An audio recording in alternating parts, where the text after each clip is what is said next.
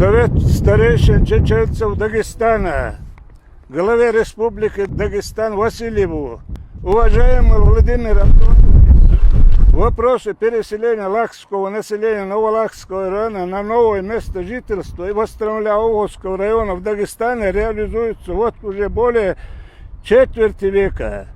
Мы понимаем, что в государстве происходили различные события, которые препятствовали завершению этого вопроса. Наши люди терпеливо ждут завершения своей реабилитации по закону. Как доказывало правительство Республики Дагестан, процесс переселения завершен на 85%. Израсходованы миллиарды бюджетных рублей.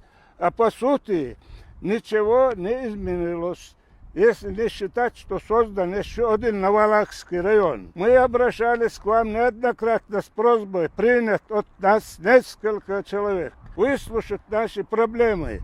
Вы обещали принять нас и до выборов, и после, но она так и не состоялась.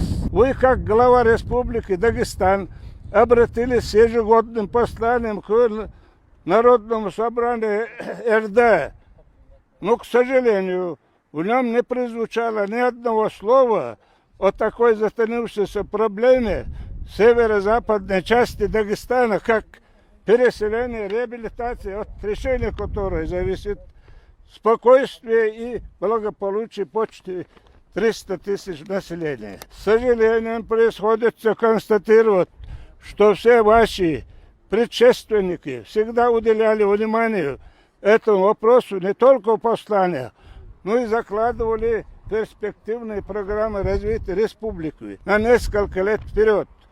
Но мы не увидели ни слов, ни предлагаемых мер, ни предусматриваемых затрат государства для завершения этих процессов.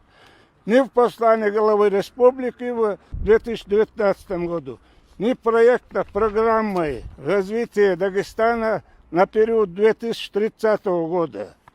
Уважаемый глава республики, мы, репрессированные граждане Российской Федерации, подлежащие реабилитации по законам России, хотим услышать от руководства Республики Дагестан четко и ясно сформированную позицию по решению нашей дальнейшей судьбы.